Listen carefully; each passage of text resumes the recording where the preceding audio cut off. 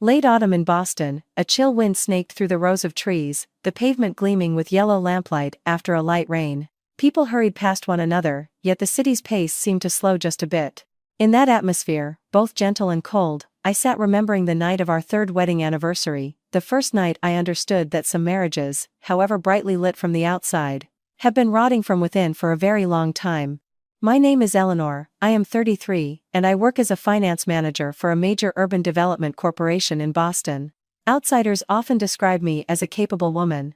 When the books cross my desk, it is difficult for even a single dollar to go amiss. At the office, I am used to working with data, with deadlines, with balance sheets that are not allowed to be off. But when I come home, what I need is very simple: a hot meal, a considerate husband, a home that is not too loud. My husband is Ethan, 2 years my senior, a senior relationship manager for a commercial bank. Ethan has a very bright appearance. He is tall, dresses impeccably, and speaks with a measured tone, knowing just when to stop, just where to smile. He is the kind of man everyone finds instantly likable. When we first married, many people told me I was lucky. I had landed a man with a stable career who knew how to carry himself. Even I, at times, believed it. 3 years of marriage passed, and I was still the one shouldering most of the household expenses. The mortgage payments on our condo, the living costs, helping out both our parents, the majority came from my salary and savings. The condo we lived in, located in Brookline, was a case in point. When we first married, my mother gave me a substantial sum of money. I added my own savings and took out a small loan to buy it. When we were signing the deed, Ethan said that for a husband and wife to draw such clear lines felt cold. I listened and relented, telling myself that it was marital property, and putting both our names on it would keep the peace. A woman's hardship often lies in loving someone so much she assumes they love her back in the same way. That evening was our third wedding anniversary. Ethan had taken the initiative to book a table at a restaurant on a high floor, overlooking the city as it lit up. He wore a navy blue suit, his hair was neatly styled, and he was wearing the exact woody cologne I had once praised as masculine but not overpowering. The moment he saw me, he smiled. "My wife looks so beautiful tonight." I laughed and teased back, "Just tonight?" He pulled out my chair for me, his voice as sweet as honey.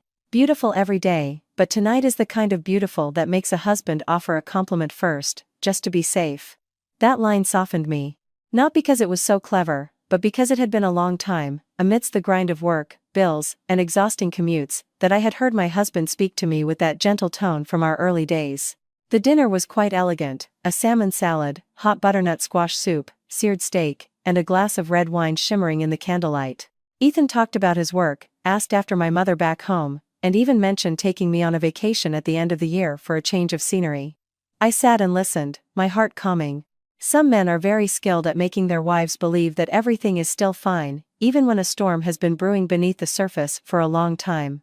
Just as dessert was brought out, Ethan pulled a moss-green velvet box from his jacket pocket. He pushed it toward me, his eyes shining with anticipation. "Open it, Ellie." I lightly touched the lid, my heart suddenly beating faster. Inside was a necklace with a delicate green stone, a slender design. It was the exact style I had once admired in a boutique at the Prudential Center and remarked aloud that it was beautiful. I looked up at my husband, genuinely surprised. "You remembered?" Ethan smiled, wrapping his arm around the back of my chair, and personally fastened the necklace around my neck. "Of course, I did. You've worked so hard these past 3 years. I might not say it, but I see it all." As he finished, a sting came to my eyes. I am not the kind of woman who is obsessed with gifts. What moved me was the feeling of being noticed, of being seen. For a moment, I even felt guilty for being so cold to him lately without reason. But just then, Ethan's phone vibrated on the table, the screen flashing. It was just an unknown number, not saved in his contacts, yet his expression changed instantly, so fast that if I had not been sitting directly across from him, I might have missed it. He flipped the phone face down, picked up his glass of water for a sip, and then forced a smile. "Telemarketers have been calling constantly lately, so annoying." I watched his hand, his thumb tapping a silent rhythm against the glass, a habit that only appeared when he was agitated. I did not ask further. I just smiled and lowered my head, my fingers touching the pendant at my chest. Beyond the glass, the city was still a blaze of light, traffic flowing like a relentless river. Amidst the restaurant's soft piano music, I suddenly felt as if a fine thread inside me had been quietly pulled askew. Just a little. But any woman who has lived in a marriage long enough understands. Sometimes, a great crack begins with a single, small vibration from a phone. It was nearly 10 o'clock by the time we got home. On the balcony, the late autumn wind slipped through the railings, carrying the distinct chill of Boston on the cusp of winter. I took off my shoes and set my bag on a chair, while Ethan, as soon as he walked in, took off his suit jacket, draped it over his arm, and said, "I am going to take a shower. The air conditioning was on all day, and I feel sticky." I nodded. The condo was as quiet as any other night. The kitchen light cast a warm yellow glow, the countertop gleaming because I had wiped it thoroughly before leaving for work that morning. The small vase of chrysanthemums on the corner shelf still smelled faintly sweet. It was a home that, on the surface, had nothing to complain about. It was just that I could not understand why, from the moment we left the restaurant until we arrived here, the fleeting change in my husband's face when his phone rang kept replaying in my mind. Ethan went into the bathroom, the sound of the shower running steadily behind the frosted glass door. I picked up his suit jacket, intending to hang it up properly and then air it out on the balcony in the morning before sending it to the dry cleaners. It was a habit I had maintained since we married. Men who work all day often leave papers, wallets, and receipts in their jacket pockets. If I did not check, something might get forgotten and end up crumpled or wet, which would be a waste. As I slipped my hand into the inner breast pocket, I felt a soft piece of paper that had been wadded into a ball. Thinking it was the dinner receipt, I pulled it out and casually smoothed it flat on the table. It took only a few seconds for a chill to run through me. Printed clearly on the paper was the name of an online fashion accessories shop. The product description was right in the middle of the page: greenstone pendant necklace with premium alloy. The price below was $75. I stood frozen, my fingers still gripping the edge of the paper, as if letting go would cause something inside me to fall to the floor. The necklace resting on my chest still sparkled under the living room lights, looking as luxurious as it had in the restaurant. To the naked eye, anyone would think it was a carefully chosen item from a respectable boutique. But I, the woman who just an hour ago had felt her heart soften at his words, "I see you've worked so hard," now only tasted bitterness on my tongue. Truthfully, I have never been the type of woman who demands designer goods from her husband, nor do I have a habit of measuring affection by price tags. If Ethan had been honest tonight and said that he was short on cash lately but chose this for me because he thought it suited me, I might have been even happier. The pain was not in the $75. The pain was in the fact that he had looked me straight in the eye, fastened that gift around my neck himself, and orchestrated an entire elegant scene just to make me believe I was cherished. People say it is the thought that counts, and a small but genuine gift is precious. But a small gift dressed up to look grand is like smearing sand on the self-respect of the person beside you. I took a deep breath, folded the receipt back as it was, and tucked it into the suit jacket pocket. It was not that I was meek, and it was certainly not that I did not know how to be angry.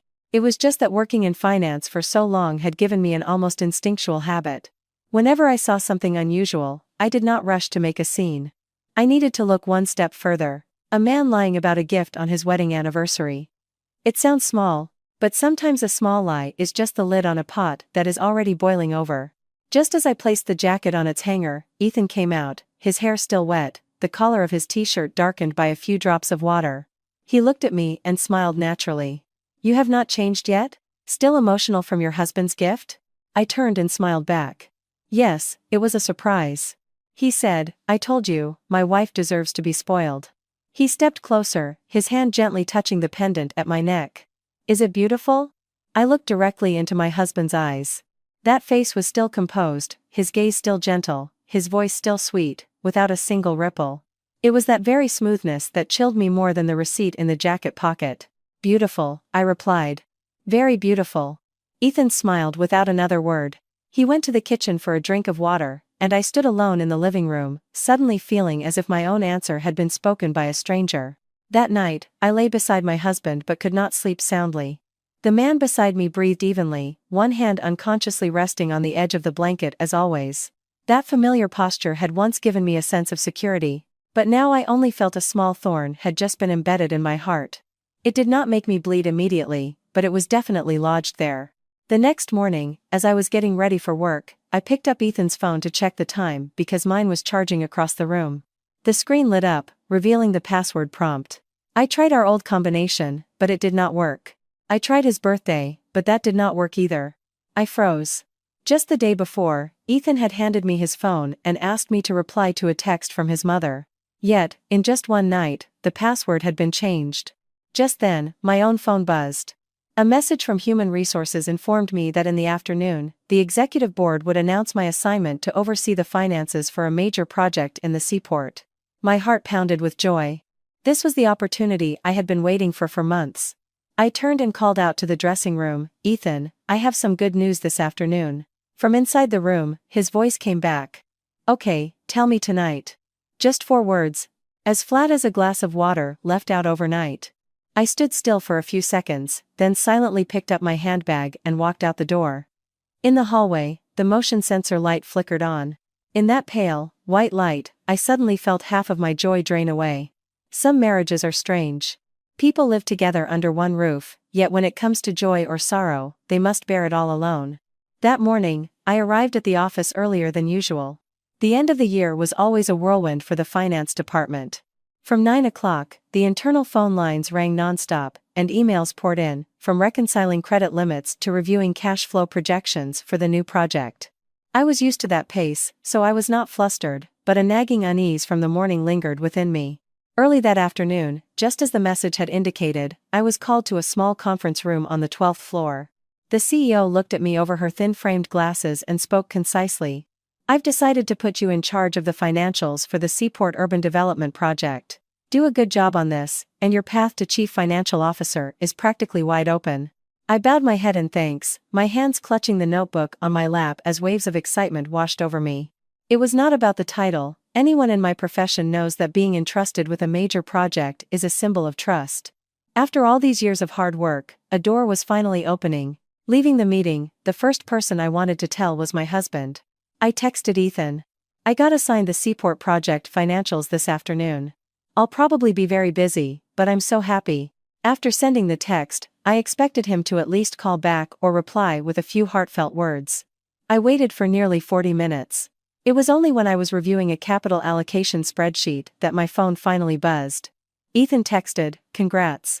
I am in meetings, working late tonight." That was it. I stared at the screen for a few seconds, then placed my phone face down on the desk. The feeling of disappointment was not intense, but it lingered like someone lightly rubbing a thumb over sandpaper. We had been married for 3 years, this should have been joyous news to share. Yet the man who slept beside me every night replied like a polite colleague. I told myself he might really be busy, but my profession has taught me to cross-reference everything. And once a question mark forms in my mind, it is very difficult to pretend it is not there. Late that afternoon, during a 10-minute break between meetings, I opened my banking app to check the joint savings account my husband and I shared. This was an account we had reserved for major household expenses, not for everyday spending. As I looked down at the transaction history, my chest felt like it was being squeezed. There was a transfer of $5,000, made 2 days ago. The recipient was an unfamiliar name, with no memo, no note, and no indication that this was a pre-discussed transaction.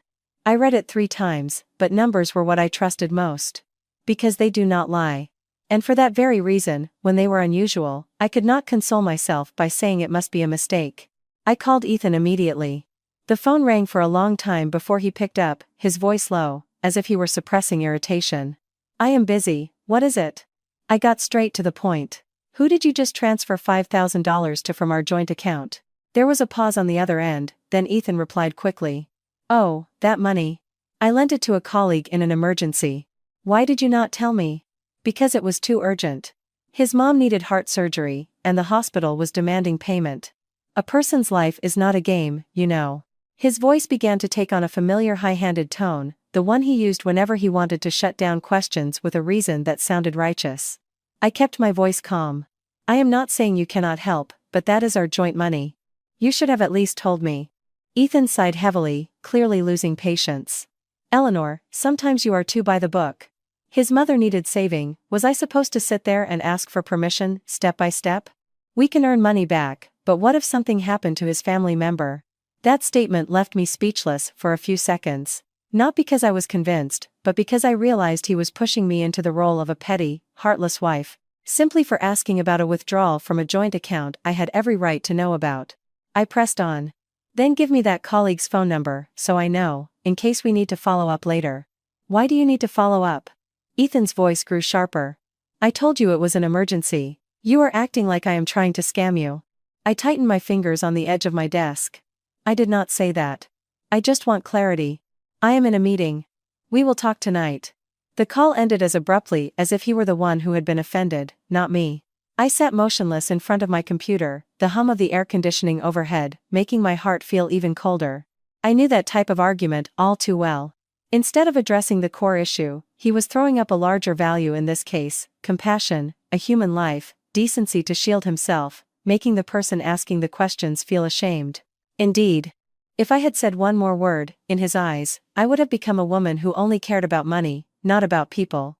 In the late afternoon, I continued working as usual, even having a meeting with the legal department for nearly an hour. But in my mind, the story of the $5,000 kept looping like a glitched message on an LED screen, flickering endlessly. That evening, Ethan came home quite late. He opened the door with a composed expression and had even stopped to buy a box of cannolis, which he placed on the table, as if a little sweetness was enough to frost over everything. I saw a new bakery opened, bought some for you to try. I looked at the box, then at my husband. Have you eaten? I ate with clients. Ethan went to take a shower. I was clearing away the clothes he had changed out of to put in the laundry hamper. In the right pocket of his trousers was a folded receipt. I opened it. It was a bill from a 5-star seafood restaurant for a party of 2.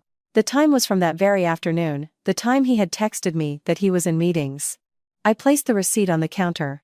I no longer felt shocked, nor did I feel the kind of anger that makes you want to storm in and demand answers. I just felt as if another door inside me had quietly closed. A fake gift, a missing sum of money without a word, a very moral-sounding excuse, and now, a lavish lunch during a time he was supposed to be too busy to say more than 3 sentences to his wife.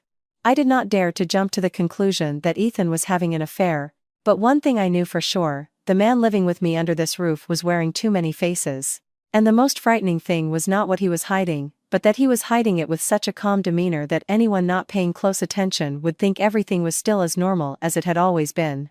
For the next 2 days, I did not ask Ethan another question about the $5,000 or the lunch at the seafood restaurant. It was not that I had forgotten, and it was certainly not that I was afraid.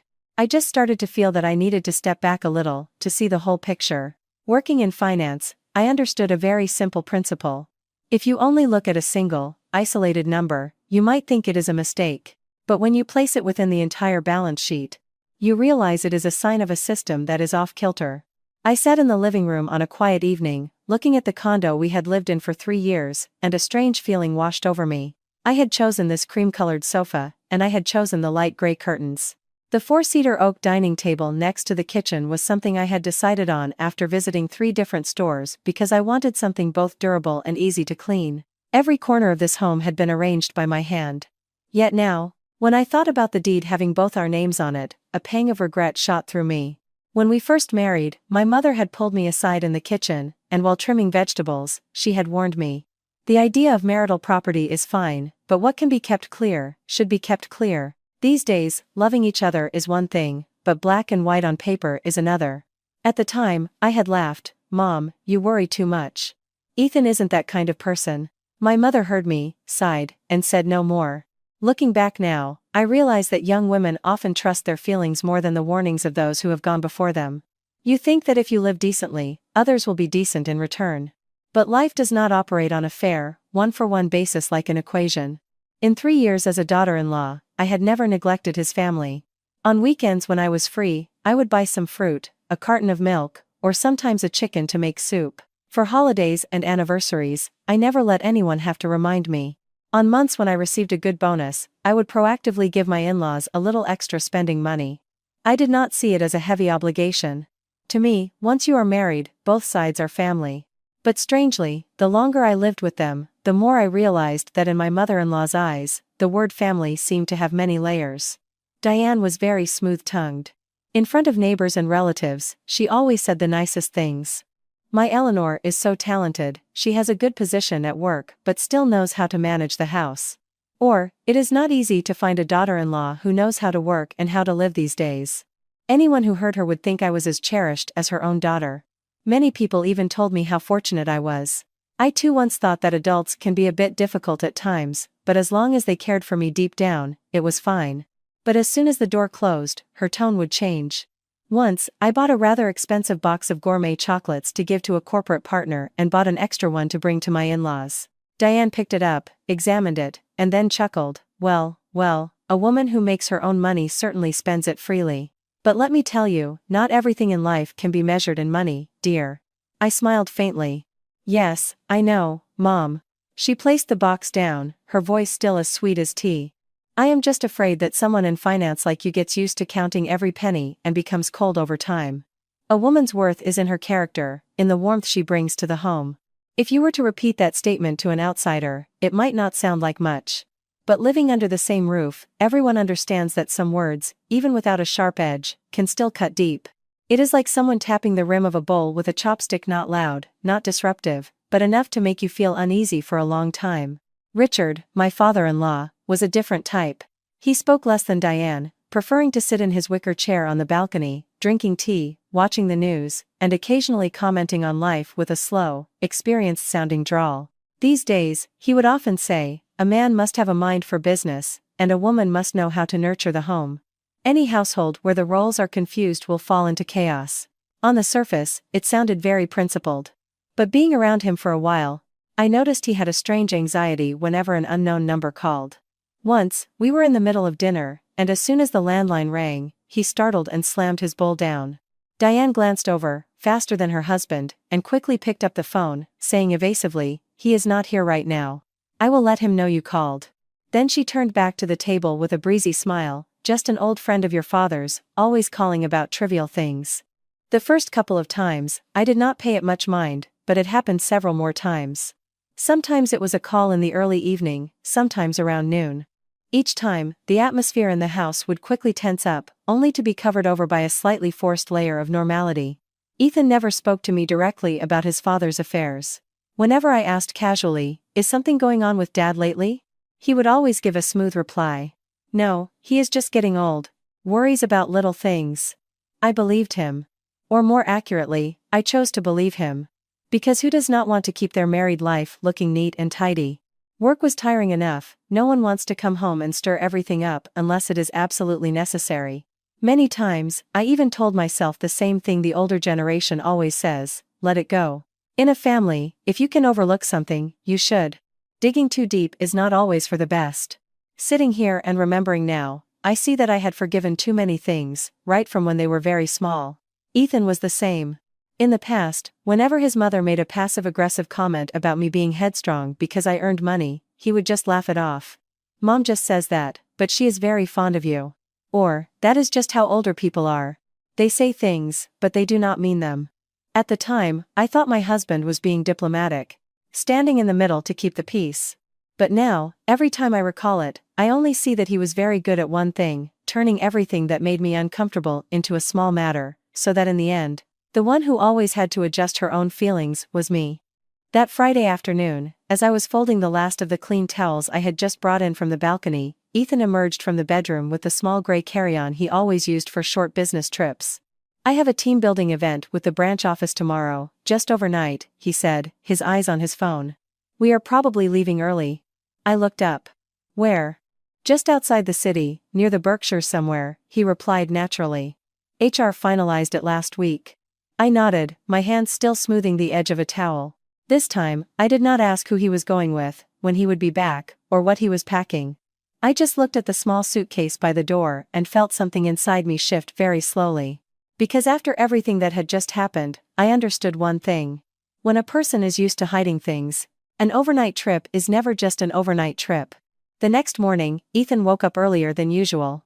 It was just after 6, and he was already opening the closet, choosing a white dress shirt and dark gray trousers, even carefully ironing the cuffs in front of the mirror. The familiar scent of his cologne wafted through the bedroom. The scent that once made me feel comfortable now made my mind as taut as a stretched wire. I stood in the kitchen making a pot of oatmeal, my voice still sounding normal as I asked, "Are you eating breakfast at home or on the way?" Ethan adjusted the watch on his wrist and replied, "I will just grab something quick. I have to leave early to meet up with the group." I ladled the oatmeal into a bowl and placed it on the table. "So you will probably be back tomorrow afternoon, then?" "Yeah, if we finish early, I will be back in the evening." He pulled out a chair and sat down, scrolling through his phone as he ate. His conversation throughout breakfast was smooth, with no signs of anything unusual, other than the fact that he was dressed far more meticulously than necessary for an overnight team-building event. It was not as if I had never been on such trips with my company. People usually wear comfortable shoes, a jacket for activities, and at most, a backpack. But Ethan this morning looked as polished as if he were about to meet a VIP client. At 10 minutes to 7, he picked up his suitcase and headed for the door. Before leaving, he turned back and said, "Be sure to get some sleep, do not work too late." I stood by the shoe rack and nodded slightly. "Drive safe." The door closed, and the sound of his footsteps faded down the hallway. I stood still for a moment, my eyes fixed on the dark brown wooden door in front of me. The entire apartment suddenly fell silent, leaving only the low hum of the refrigerator and the sound of a light breeze rustling the edge of the curtains on the balcony. I knew that if this were me a few months ago, I would have pushed aside all these chaotic thoughts and told myself, "He is away for work, do not be childish." But perhaps after the fake gift, the missing $5,000, the lunch at the seafood restaurant while he was in meetings, I was no longer naive enough to fool myself like that. I went into the bedroom, sat on the edge of the bed, and picked up my phone. A while back, on a trip to Vermont, we had both enabled location sharing for each other to make it easier to connect if we got separated from our group. We had not used it much since, but I remembered I had never turned it off. I opened the app. The screen loaded for a few seconds and then displayed the familiar map of Boston. A small blue dot appeared. My heart beat a little faster. I stared intently at the screen. The blue dot was moving away from the Brookline area, but not in the direction of the Berkshires as Ethan had said. It was heading straight toward downtown, then looped over a bridge, gradually approaching a high-end urban development on the city's east side. I still tried to reassure myself. Maybe the company changed the location at the last minute. Maybe he was picking up a colleague. Maybe I was overthinking it. When a woman is suspicious, she sees question marks everywhere. I knew that. But knowing was one thing, being able to let it go without verification was another. I gave myself almost no time to think further. I grabbed my handbag from the chair and quickly changed into a light jacket. I locked the door, went downstairs, and hailed a cab. The car moved through the still empty streets of the weekend morning. The Boston sky was a hazy, pale gray, the sun not yet fully risen, a chill clinging to the trees along the road. I sat in the back seat, my eyes glued to my phone screen. Every time the blue dot turned, my heart constricted a little. The driver asked, "You heading over to the seaport, ma'am?" I replied vaguely, "Yes, just follow this route, please." As the car crossed the bridge, the city unfolded into a different landscape, sparser, newer. Rows of glass-fronted buildings and high-end condominium towers stretched out under the pale sky. The blue dot on my screen had stopped at a fixed point in a development I knew very well. It had been heavily advertised recently, a luxury apartment complex, the kind of project where each unit costs no less than a few $1,000,000. I asked the driver to stop a short distance away and walked the rest of the way. From a distance, I could see Ethan's car parked near the guest entrance. I hid behind a large, stone-clad pillar, my palms cold and clammy. The driver's side door opened, and Ethan stepped out, his white shirt crisp, his hair neatly styled, looking every bit like a man on his way to sign a contract. I had not even had a chance to breathe when the passenger door opened. The person who stepped out was not a strange woman, as my worst fears over the past few days had conjured, but my mother-in-law, Diane. She was wearing a plum-colored dress with a light wool coat, carrying a brand-new handbag, and wearing low-heeled shoes. Her face was lit up the kind of glow a person has when they are approaching something they desperately want. Ethan even circled around to take his mother's arm, leaning in to say something that made her laugh. It was a soft yet gleeful laugh, like someone who had just won a prize. I stood there, frozen. Every scenario I had imagined about an affair, about a man sneaking off to meet someone behind his wife's back, instantly shifted. A different feeling crept up from my stomach to my chest, colder, more sinister, and much harder to name. The mother and son walked side by side into the lobby of the model unit sales gallery. Inside, warm yellow lights shone brightly. Staff in uniform stood in a line to welcome guests. On the wall, a large, glittering project model promised a life of luxury. I pulled my face mask up higher and silently followed, keeping a safe distance. Diane looked around, her voice filled with delight. "My goodness, this is how the wealthy live. Just stepping inside feels refreshing." Ethan smiled politely at the young sales consultant who was leading the way. "My mother prefers open spaces. I brought her by today, just to have a look." Hearing that, I almost laughed a bitter laugh. The man who just this morning had claimed to be going on a team-building trip to the Berkshires was now standing in a high-end real estate development, speaking gently to his mother as if this were a completely innocent, dutiful outing. The consultant invited them to the model apartment on an upper floor. I did not dare to follow too closely, instead lingering near a large potted plant in the lounge area, pretending to look at a brochure on a table. From that position, I could still watch their figures disappear around a bend in the hallway.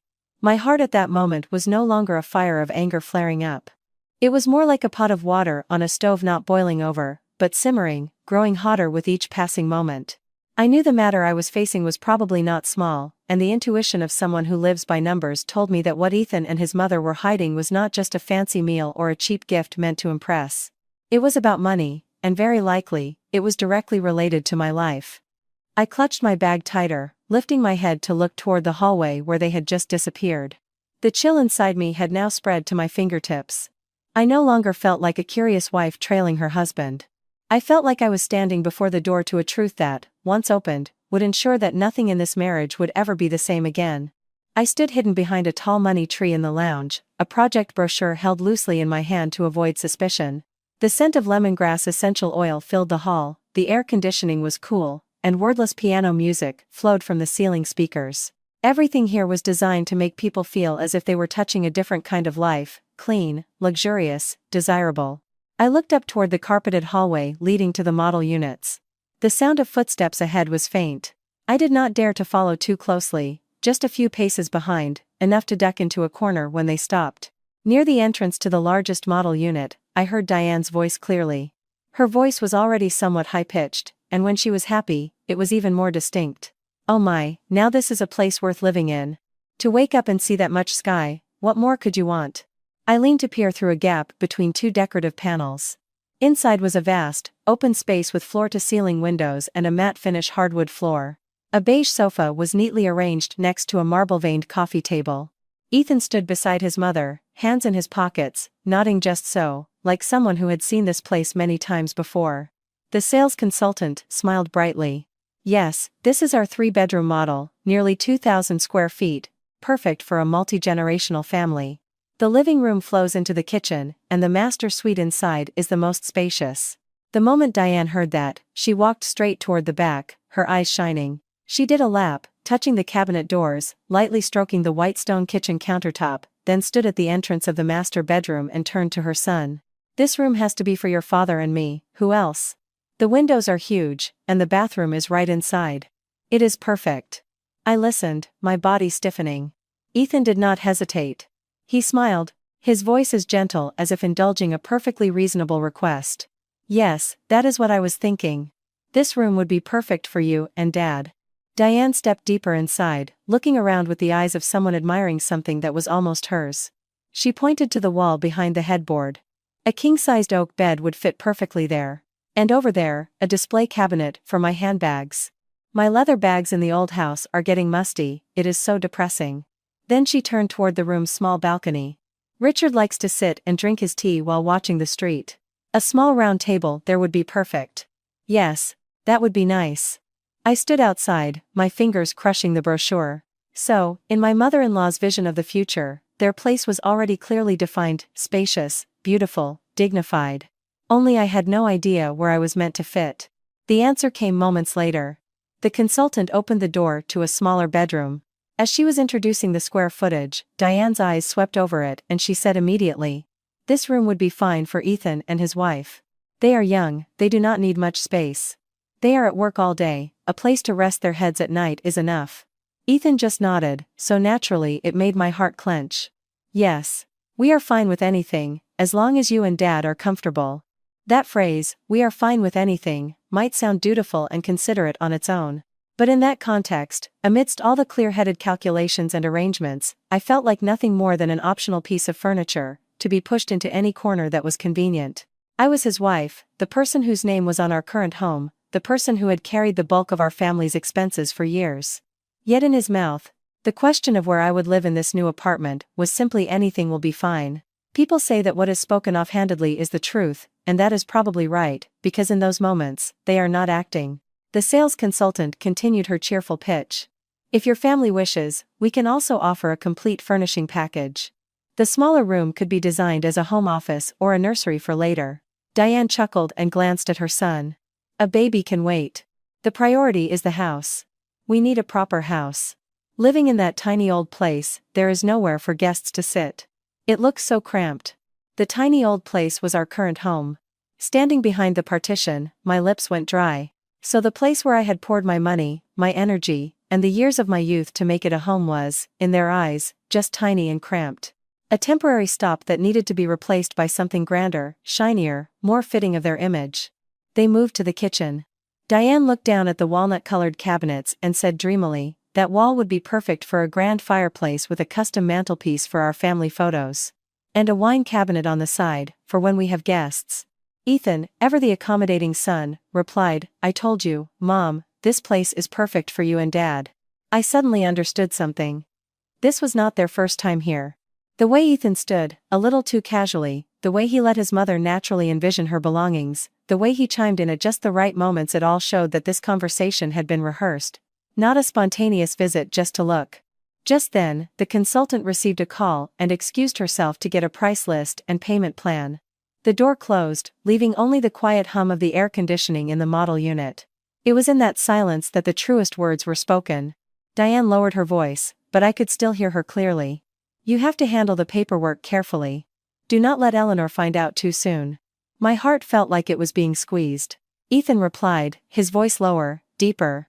Do not worry, Mom. I have it all planned. Diane clicked her tongue. If she finds out beforehand, it will just be a mess. Let her carry the weight for a few years first. After everything is settled, we will figure it out. Women. A few sweet words, a little coaxing, and they will come around. I could no longer hear the blood rushing in my ears. A chill ran from the back of my neck down my spine.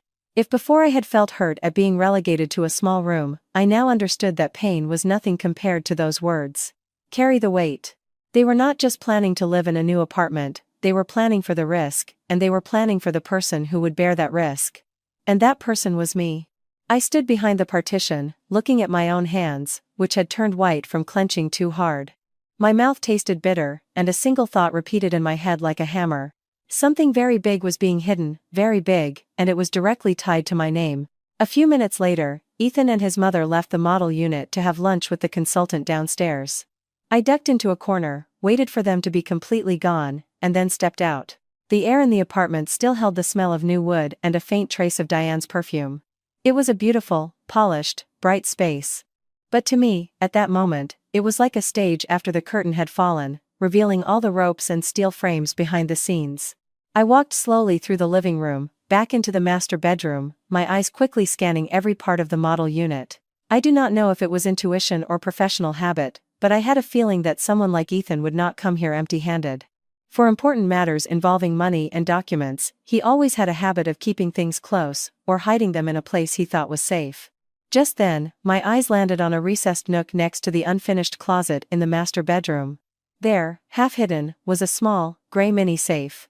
I stood frozen for a beat, then another. I knew I could not leave just yet. I stood before the mini safe, the sound of my own heart pounding in my chest. The model apartment was spacious, quiet, and immaculate. But in my eyes, everything had turned as cold as an uninhabited room. Outside, the late morning sun cast long, beautiful streaks of light across the hardwood floor, through the large windows, so beautiful, it made my eyes sting. I took a deep breath and stepped closer. The safe was recessed into the wall next to the closet space, a small, dark gray model with a digital keypad and a mechanical handle. It was not anything extraordinary, but it was discreet enough to store documents one would not want anyone to touch. I glanced around. The hallway outside was silent, with only the distant click of heels and the faint murmur of a sales agent from a lower floor. I knew I did not have much time. My fingers rested on the cool keypad. In my mind, I pictured the numbers Ethan often used for things he considered important. Men in banking often have that habit. They think they are being careful, but they just cycle through a few familiar dates. I tried the year he was promoted to his current position. Incorrect. I tried Diane's birth month and year combined with the last 2 digits of Ethan's license plate. A soft click echoed. I startled, holding my breath, my fingers instantly going cold. I stood still for a few seconds, making sure I had not misheard. Then I slowly turned the handle. The safe door swung open. Inside, there was no gold, no cash, none of the things one might imagine. There was only a moderately thick file folder with a blue cover, the edges of the paper smoothed with the care of someone accustomed to handling documents. I pulled it out and placed it on the nearby vanity table. The tips of my fingers began to tremble, so slightly that I could feel it myself. As I opened the first page, the bold words "Apartment Purchase and Sale Agreement" jumped out at me. The project name was at the top, confirming it was this very development. I flipped down to the property information section. A unit of nearly 2,000 square feet, 3 bedrooms.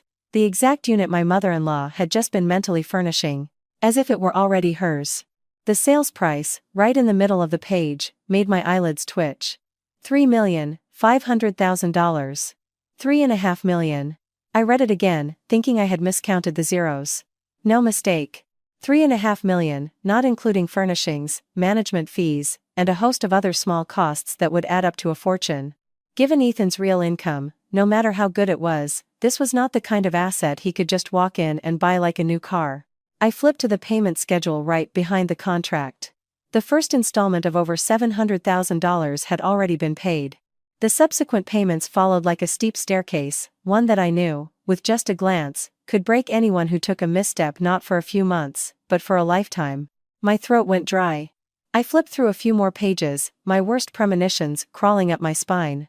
Behind the contract was a bank loan application. The loan amount was for $2,800,000. A long-term loan with a variable interest rate after the initial period. It was the kind of file that a finance professional like me could see at a glance was a ticking time bomb. One wrong move and both the property and the person on the deed could be repossessed. My palms grew clammy. But all of that was not the heaviest blow. The real blow was on the next page. I turned to the section for the guarantor and co-signer. My eyes had barely scanned the first 3 lines when I felt as if a hammer had struck my chest. My name, Eleanor, was there not a coincidence, not a casual mention, but my full name, social security number, address, and legal position tied to this loan.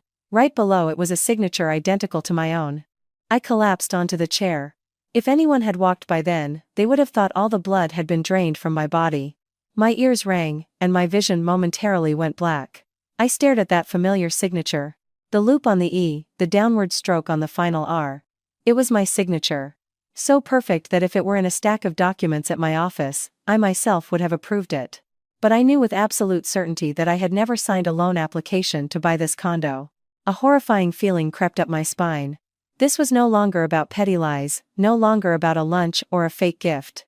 This was my name, my liability, my life, being placed in the middle of a colossal debt without my knowledge. I forced myself to breathe evenly and quickly flipped through the remaining pages. A photocopy of my ID, various information verification forms, an income statement, an appraisal report. Everything was prepared so completely, so smoothly, so professionally that the more I looked, the colder I felt. The person who did this was not just reckless, they were calculating. They knew exactly what was needed to turn an unsuspecting person into a legally bound party. And then, like a delayed slap, a memory flashed in my mind. Over a month ago, during my company's intense quarterly closing period, I had come home late, my head throbbing. Ethan was waiting at the dining table with a thick stack of papers, explaining that his bank was restructuring its insurance packages and that mid-level managers like him were required to complete family information verification forms. He had already turned to each page, marking the signature lines with a pen, and urged me, "Can you sign these quickly for me? I have to submit them first thing in the morning. It is all just internal paperwork." I remember being so tired, sipping half a glass of warm water while signing wherever his finger pointed. Ethan stood beside me, flipping the pages quickly, his voice even. "Just this page, and one more here to complete the set." I had signed without reading carefully. Only because it was my husband. Only because I thought that between a husband and wife, some things did not require suspicion. Now, sitting in this strange model apartment, holding a file with my name on it, my mind felt like it was being twisted. A person as careful as me, who would track down the source of a single-digit discrepancy, had ultimately been deceived by the one thing she thought was safest: trust in her marriage. I put the file down, pressing my hands flat on the edge of the table to stop them from shaking. There was pain, there was humiliation, but above all, there was a very real fear. $2,800,000. A liability large enough to crush anyone who was forced to bear it. Outside the window, the sun was still bright. In the room, the smell of new wood was still faint and pleasant. Everything was clean, luxurious, and perfect, like an advertisement for an upscale lifestyle. Only I knew then that beneath that beautiful veneer was a trap, and the person who had been led to its edge from the very beginning was me. I do not remember how I left that condo development. I only remember that when I pressed the elevator button, my fingers were so cold they kept slipping on the touchscreen. In my handbag, my phone was still warm from taking nearly 20 consecutive photos of the file. I had captured all the most important pages. The condo's value, the payment schedule, the $2.8 million loan, and the section with my name and the signature that was a perfect forgery of my own. As I reached the lobby, I did not dare to linger. I walked straight through the glass doors, taking a breath of the outside air, but my chest still felt heavy, as if a stone were pressing down on it. Life is truly ironic. People view luxury homes with excitement, but I walked out of a $3.5 million condo feeling as if I had just been thrown out of my own marriage. I hailed a cab and had it drive around for a while before stopping at a small coffee shop tucked away on a quiet street near the river. The shop was nearly empty, with just a few dark wooden tables and chairs, a slow-turning ceiling fan, and the fragrant but bitter smell of roasted coffee. I chose a corner table, leaned my back against the wall, and opened my phone to look at the photos one more time. The more I looked, the more my mind cleared in a very painful way. This was no longer about Ethan telling a white lie or protecting his male pride. He had calculated this. It was prepared, it had a timeline, and in this entire plan, I was not his wife. I was his legal backing, the clean name he and his family could use as leverage. When I reached the photo of my signature, my eyes stung. I turned off the screen, lowered my head, and pressed my forehead into my hands. Only then did the tears come. I did not sob loudly. I just let them fall in silence, hot and suffocating. I was not mourning a beautiful marriage, because I now knew it was never as beautiful as I had thought. I was crying because I had been deceived at my weakest point, my trust. The feeling that the person who had lain beside me for 3 years, shared meals with me, slept in the same bed, called me his wife, could still flip through pages, place a pen in my hand, and set a trap this large it hurt more than being slapped across the face. After crying for a few minutes, I wiped my tears and called my mother. Sarah picked up almost instantly. "Hello? Eleanor, is that you?" Just hearing her voice made my throat tighten. I tried to speak, but the words would not come out whole. My mother was silent for a few seconds, then her voice softened. "What happened? Tell me." So, I told her. I told her everything, from the anniversary night, the fake necklace, the missing $5,000, the lunch receipt, the fake team-building trip, to the model condo that morning, and the file in the safe. I did not leave out a single detail, recounting it all as if I were removing stones, one by one, from my chest. At times my voice broke, at times I had to pause to breathe. My mother just listened. She did not interrupt, did not cry out, did not scold me for being foolish. She just listened. When I finished, there was a brief silence on the line, and then she asked slowly, "Did you get pictures of the documents?" "I did, Mom. I got them all." "Did you save them somewhere else? Do not just keep them on your phone." I looked up. That was my mother. A woman who had spent her whole life in a small town, but when it mattered, her mind was as clear as well water in winter. I quickly opened my laptop, emailed all the photos to my personal account, and uploaded them to a password-protected cloud drive. When I was done, I replied, "They are saved." My mother continued, her voice even. "Now, you listen to me. 1. You do not let on that you know. 2. You do not cause a scene right now. And 3. From this moment on, you have to be one step ahead of him." I bit my lip. "But what if they do something else, Mom?" She sighed softly. "If you want to catch a snake, you do not startle it by stomping in the grass. The forged signature can be proven. What I am more worried about is that $700,000 down payment. Where did it come from? That kind of money did not just appear out of Ethan's salary. There must be other debts or a high-interest loan behind it. If you want to get out of this clean, you have to find the root." I sat up straight.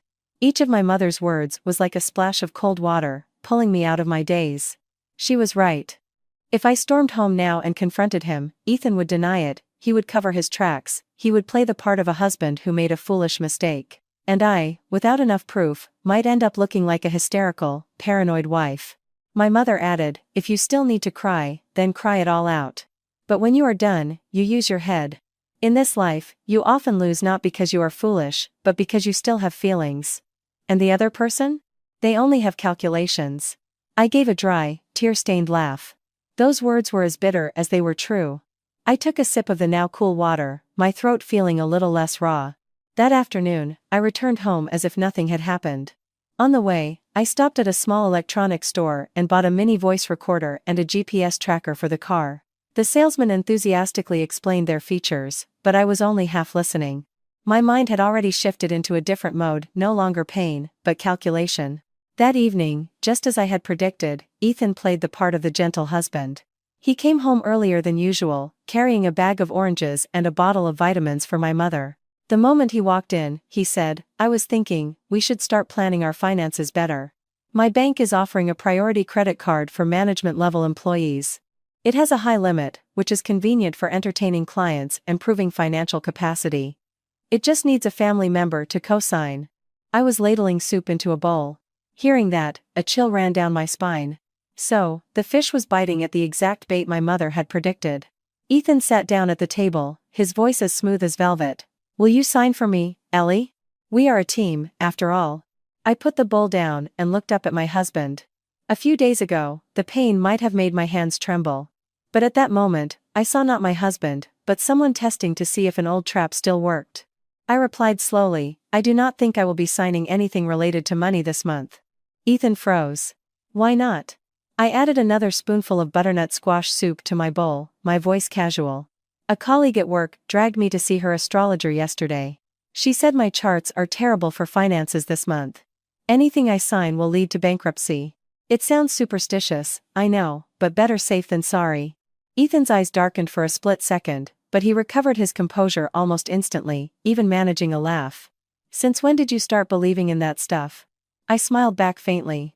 Believe it or not, I still think it never hurts to be careful. The dinner that evening proceeded as normal. So normal that an outsider looking in would never have guessed that a chasm had just opened up between the two of us. I am sure you understand by now that some situations, the more you think about them, the angrier you get, but the angrier you get, the slower you must move. If you were in my position, would you have chosen to stay silent and gather evidence, or to confront him immediately and demand the truth?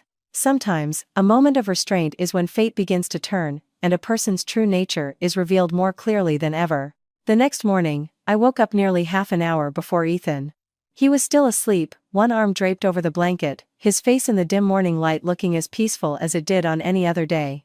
I lay on my side, watching him for a few seconds, a strange numbness in my heart. It is true, when you do not know the truth, you can still feel love, still feel pity. But once you have seen what is behind the curtain, all the beauty on the surface becomes meaningless. I got out of bed quietly, changed for work, and went down to the parking garage earlier than usual. I had installed the GPS tracker the night before, and the mini voice recorder was now discreetly attached under the driver's seat. The device was as small as 2 fingers, matte black, and tucked into a corner where it was nearly invisible. As I bent down to check it one last time, my palms were cold. The feeling was strange, a mix of humiliation, bitterness, and the sense that I was personally tearing away the last layer of cloth covering my own eyes. The entire day, I went to the office, attended meetings, signed documents, and reconciled spreadsheets as if nothing had happened. A finance professional is used to living by deadlines. No matter how much pain you are in, you are not allowed to lose your composure. My colleague, Sarah, who sat at the next desk, even laughed and said, "You look so tense lately. That is what a big project does to you." I smiled back. Tense, but if I am not, I am finished. She had no idea that the thing making me tense was not the project, but the pit opening up right under my feet. Late that afternoon, after I was sure Ethan had driven a good distance, I opened the app to connect to the recorder. An audio file appeared, over 40 minutes long. I put in my earbuds, sat quietly in my small office, closed the blinds, and pressed play. At first, it was just the sound of the engine, a car door closing, horns on the street, occasionally interrupted by a radio ad for cough medicine that was giving me a headache. I fast-forwarded through the first few minutes until I heard Ethan clear his throat and the sound of a call connecting through the car's speakers. Diane's voice came through on the other end. "So, what happened?" Ethan spoke immediately, his tone no longer the soft one he used at home, but much brusquer. "I told you, I am working on it, but Eleanor suddenly got difficult and would not sign." I sat frozen. Even though I had expected to hear something ugly, hearing it in my husband's familiar voice still made my chest ache. Diane asked, "Does she suspect something?" Ethan gave a cynical laugh, a laugh I had never heard when he spoke to me. "What could she suspect? Eleanor is by the book, but she is also gullible. A few sweet words about doing it for the family, and she will come around." I squeezed my headphones so tightly my ears hurt. Ethan continued, his voice slow, as if analyzing a simple case. I just need her to sign for one more card. Once the card comes, I will pull out a chunk of the limit and give it to you for the furniture deposit. After that is settled, we will figure out the rest. It is too much pressure with everything coming from one source right now. Diane clicked her tongue. Well, you need to be smart about it. Do not let her turn the tables on you. Ethan uttered a sentence that made my hand tremble. Do not worry, Mom. She is my wife, not a stranger. She is not that hard to handle. Hearing that, I took off my headphones and set them on the desk, my hands clenched together until they were white. The office was silent. Outside the glass wall, employees from other departments were walking by, laughing, talking, rushing to finalize end-of-day numbers. The city was functioning normally. It was only inside me that something had just snapped in two. So, this was the truth. It was not that Ethan had made a mistake, not that he had been cornered and acted recklessly. And it certainly was not that, deep down, he still saw me as someone to rely on. In his eyes, I was just gullible, a name he could sign for, a convenient person in the household to be manipulated. All the phrases like I love you, I see how hard you work, we are a team in the end, they were just fig leaves covering a pot of rice that had long been burnt. I replayed the recording one more time, listening more slowly, writing down the key phrases verbatim in a notebook. My professional habits helped me recover quickly from the shock. I noted the time, date, and content, cross-referencing each point with my previous evidence. The fake gift, the missing $5,000, the restaurant receipt, the trip to see the condo, the file in the safe, my mother-in-law's instruction to let me carry the weight, and now, this phone call. It was all forming a very clear circle. Around 6 in the evening, I left the office as usual. On the way home, traffic thickened, red lights stretching out in a long line. I sat in the back of a cab, watching people weave through the streets, my heart strangely calm. Not because the pain was gone, but because I was in so much pain there was nothing left to be tumultuous about. When I got home, Ethan was already there. He was standing in the kitchen with his sleeves rolled up, washing grapes. When he saw me, he turned and smiled. I got home early today. I was thinking of taking you out to dinner so you would not have to cook. I looked at my husband, then at the bunch of purple grapes, water running through his fingers. If this had been before, that image would have softened my heart. But now, I just found it laughable. The man who, this morning, had told his mother I was gullible, was now standing here playing the part of a decent husband. It is true, the scariest people in the world are not the openly wicked, but those who are both calculating and exceptionally good actors. I took off my shoes and set my bag down. Let us not go out. I am a little tired. Ethan glanced at me, perhaps to gauge my mood, then nodded quickly. Okay. Then I will make you a bowl of soup. I did not reply, just walked silently into the bedroom to change. As the door closed behind me, I leaned against the closet for a moment, and shut my eyes tightly. From that day on, I no longer asked myself if this marriage could be saved. Because you can forgive a mistake, a moment of weakness, even a period of going astray. But it is very difficult to continue living with someone who sees your trust as a tool. And I knew that the last soft part of me that was reserved for Ethan had died while listening to that recording in my office that afternoon. That evening, after Ethan brought me a bowl of soup, I ate calmly, as if I had not heard the words Eleanor is gullible echo in my ears just hours before. Perhaps when a woman is in too much pain, she becomes calmer than usual. I no longer wanted to argue, nor did I want to ask another question. The more I saw my husband's gentle demeanor, the more I understood that this man was no longer worth expending my emotions on. After eating, I went to my room, closed the door, and called my mother. I recounted the conversation between Ethan and Diane verbatim. On the other end, my mother was silent for a moment, then said slowly, "So that is clear. Now the only thing missing is the source of that $700,000 down payment." I asked, "What is your plan, Mom?"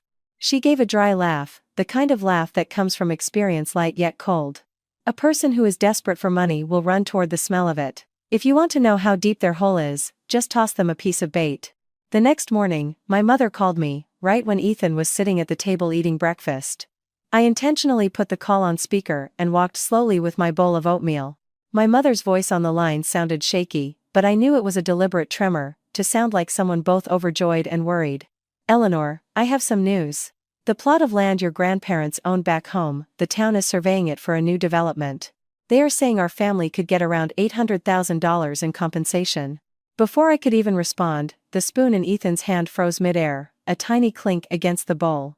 He shot his head up to look at me, his eyes wide for just a second before he quickly looked down again. But that was enough for me to see greed peeking out from behind his mask of composure. I kept my voice normal. Really? Are you sure, Mom?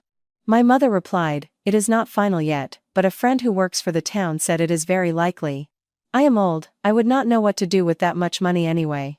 I was thinking I would give you two a chunk of it to get a bigger place, so you are not so cramped. I just mumbled a few vague acknowledgements and hung up. The kitchen was silent for a few seconds. Outside the window, the morning sun cast a pale yellow light on the pot of chives I was growing on the sill. Ethan finished his last spoonful of oatmeal, but his eyes were no longer on the bowl. That man was truly a good actor, but money is often a more powerful test than morality. He put his spoon down and asked casually, "Where is your grandparents' land again?" I added more oatmeal to my bowl. "Near Worcester." "It is just farmland." "Is it big?" "It is decent sized." He nodded, trying to appear nonchalant, but his tone was different. Property values are really something these days. If your mom gets that, it would be a big help. I did not reply, just continued eating. Sometimes, silence can make a person more anxious than an argument. Sure enough, from that afternoon, Ethan's behavior changed noticeably. He proactively texted to ask if I was done with work. In the evening, he came home with a bag of expensive imported fruit, saying, "This is for your mom." The next day at dinner, he cleared the table and even washed the soup pot himself. I watched my husband's back at the sink and felt a bitter taste in my mouth. It was not that he had never helped in our 3 years of marriage, but this kind of sudden, cloyingly sweet attentiveness looked exactly like someone trying to reel in a net. On Tuesday night, Ethan sat down next to me on the sofa, his voice soft. "I have been thinking, if your mom really gets that money, we should plan for the long term. This place is getting small, and it is hard for a young couple to grow if we are always cramped." I kept my eyes on the television. "I have not thought about it." Ethan smiled, his hand resting lightly on my shoulder. "I am only saying this because I am worried about our future. When an opportunity comes, you should take it. Letting money sit idle is often a waste." I shifted my shoulder slightly and stood up to get some water. "It is my mom's money. What she does with it is her decision." Ethan watched me, his eyes darkening slightly, but he maintained his gentle tone. "Of course, I know that. But as her children, we should offer advice so she does not lose out." It was not just Ethan who changed. On Wednesday, Diane also called me, her voice as sweet as sugar. "Eleanor, I have noticed you are looking thin lately. Make sure you take care of yourself at work, do not just bury yourself in it. Oh, when you have a free moment, let me know and I'll send over some of that expensive collagen supplement you were reading about." I stood in the hallway at work, watching people walk by, and almost laughed out loud. My mother-in-law had never before cared what supplements I was taking. I knew very well what she really cared about. I replied with just enough politeness. "Thank you, Mom." Diane clicked her tongue. "This family is so blessed, you know. Ever since you joined us, I feel like our fortunes have improved. A good daughter-in-law really does bring good luck." I listened, my tongue tasting bitter. So, when they caught the scent of $800,000, I had been upgraded from a money-minded, cold daughter-in-law to a bearer of good luck that quickly. But the most revealing blow came from another phone call, one that Ethan had no idea I was recording. On Thursday afternoon, I opened the new audio file from the device under his car seat. After a few minutes of driving sounds and Ethan muttering curses about the traffic, Richard's voice came through the speaker, raspy and more urgent than usual. "Whatever you are going to do, do it fast. They are pushing me." Ethan lowered his voice. "I am working on it. I have a source." Richard almost whispered a shout. "What source?" Ethan replied, his voice tense but unable to hide his impatience. "My mother-in-law. Her land is about to be bought out for nearly $800,000. The other end of the line went silent for a few seconds, then Richard exhaled sharply. "Then you have to grab it. We are already struggling with that $700,000 down payment. Those guys keep texting. My heart nearly jumps out of my chest every time the phone rings." I sat frozen at my desk. 700,000. The exact figure my mother had suspected.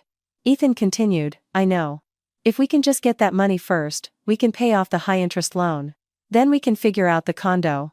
If we let this drag on, we are all finished." Richard lowered his voice, but every word was as clear as a nail being hammered in. "You have to get that money, no matter what. Otherwise, this whole family is done for." I slowly took off my headphones. On my desk was a cup of jasmine tea a colleague had just made for me. The steam had long since vanished. I looked at the pale golden liquid and felt a deep chill. So, it was all clear. The over $700,000 for the down payment was not from savings, nor was it from any clean investment. It was a debt burning under my in-laws' feet, and they were looking at my mother's fake $800,000 as their lifeline. No, more accurately, as the lifeline for their own greed. I leaned back in my chair and closed my eyes for a few seconds. At this point, all the pieces had nearly fallen into place. All that was left was to choose the right moment to lay them out. And I knew my mother was waiting for that exact moment. Because in life, greed leads to ruin. People who do not know when to stop often rush toward their own demise faster than they can imagine. And for the first time in many days, I no longer felt like a victim cornered. I was beginning to see the shape of my counterattack. That weekend, my mother arrived in Boston early in the morning. She carried a large cloth bag filled with fresh vegetables and a few fish she had caught and cleaned from the lake near her home. She was still the same thin woman, her hair neatly tied back, wearing the same simple, dark brown clothes she had worn for years. But as she stepped into my condo, she examined everything carefully, not with the curiosity of a small-town person in the city, but with the eyes of someone measuring the distance from the door to the kitchen, from the dining table to the sofa, as if memorizing every corner to see who would sit where and how they would react later. I took the bag from my mother and asked softly, "Are you tired, Mom?" She shook her head. The bus ride was just over an hour. Why would I be tired? For important matters, you have to be alert. She said it quietly, but it was enough for me to understand. She had already planned every step in her head. I led her to the kitchen and poured her a glass of warm water. She had barely sat down when she asked, "What time are they coming over?" "Probably around noon. Ethan said his mother and father are coming too." My mother nodded. "Good. It is better if everyone is here." My stomach tightened. A few days ago, I was in pain, I was angry, I was restless. But as the moment to sit down with my in-laws approached, my mind grew colder. Perhaps when you have been hurt too much, you no longer have the strength to tremble. That morning, I prepared the meal myself. Not to please anyone, but because I wanted everything to proceed in a very traditional way, a proper American family meal, so no one could accuse me of being disrespectful or dramatic. I roasted a whole chicken, made a pot of creamy potato soup, pan-seared some fish with a lemon dill sauce, and added a large garden salad and a dish of roasted asparagus. The aroma of roasted chicken filled the kitchen. Steam from the soup pot fogged up the window pane. It was a very familiar, very complete meal. The kind of meal I had always thought was the foundation of a decent family. Around noon, the doorbell rang. Ethan went to open the door, more quickly than usual, his voice bright. "Mom, Dad, come in. My mother is here too." Diane entered first, carrying a bag of imported fruit with the price tag still on. Today, she wore a cream-colored blouse, brand new flats, and a touch of pink lipstick. The moment she saw my mother, she beamed and walked over to take her hand. "Oh, it is so good to see you. You should have told me you were coming sooner, so I could have prepared. It has been so long since we all sat down together." If you did not know the backstory, you would have praised how close the two families were. My mother also smiled, a polite, measured smile. "It is nothing. I just came to visit the kids and have a simple meal." Richard followed behind, carrying a bottle of wine. He still had his usual slow-moving demeanor, but his eyes darted quickly around the living room before he sat down. I noticed his fingers trembled slightly as he placed the bottle on the table. An outsider might have thought it was due to age, but after hearing the recording about the high-interest loan, I only saw it as a sign of a very anxious man. Ethan was completely different that day. He proactively arranged chairs, poured water, and even peeled a tangerine for my mother first. Every gesture was perfectly polite, even a bit overly eager. Watching my husband like that, I remembered his words from the car. "Eleanor is gullible." It is true, if you know how to act, all it takes is a slight change in tone and a different look in your eye, to make people think you are a good husband and a dutiful son-in-law. At the table, we all sat down. I sat next to my mother, across from Ethan. Diane sat at one end, with Richard beside her. The warm yellow light from the overhead lamp made every dish look inviting. Ethan immediately served my mother a piece of chicken, his voice sweet. "Please, eat. This chicken is delicious." Diane quickly chimed in. "That is right. We are so used to city food, sometimes we just crave a simple, home-style meal like this. And I must say, you raised your daughter so well. Eleanor is both capable and thoughtful." I listened and almost laughed. Not long ago, she was hinting that I was a cold, money-minded woman. Now I had become both capable and thoughtful. It is amazing how a person's words can sweeten when they have the imagined backing of a large sum of money. My mother picked up a piece of asparagus, dipped it lightly in the sauce, and then replied, "Children grow up and become their own people. We can only raise their bodies, their character is something they choose for themselves." Her words were gentle, but I understood she was sending a subtle message. Diane just smiled, unable to retort, and so she changed the subject to my work. And from my work, she steered the conversation to our living situation. "Eleanor works so hard, and this condo is a bit small, is it not? It is a shame for a young couple to be so cramped." Ethan seamlessly picked up the thread. "I was just talking to Eleanor about getting a bigger place. But these days, you have to have some vision. Just keeping money in one place is not a good idea." Richard, who had been silent until now, raised his wine glass, his voice slow and deliberate, like an elder offering wise counsel. "That is right. Money that just sits there is a waste. You have to know how to use leverage. In a family, the man has to be the one to think long term." Hearing the word leverage from his mouth gave me a chill. A man who was trembling from high-interest loan debt was still talking about financial strategy like an expert. Truly, if I did not know better, I would have been easily convinced. My mother put her bowl down, wiped her mouth, and smiled gently. "I am a simple country woman. All this talk of leverage and investments just makes my head spin. Whatever money I have, I prefer to hold it tight." Diane immediately waved her hand. "Oh, you cannot think like that anymore. In this day and age, people who have money and just hoard it lose out. You have to let the children handle it. They are young, they have more experience. Their minds are quicker." Ethan turned to my mother, his tone full of sincere concern. "You can trust us, Mom. If you really do get that money, I think we should put it toward a bigger condo right away. It would be much more comfortable, and you could even come stay with us for a while." Hearing that, I knew the entire family was trying to push the narrative toward needing cash as soon as possible.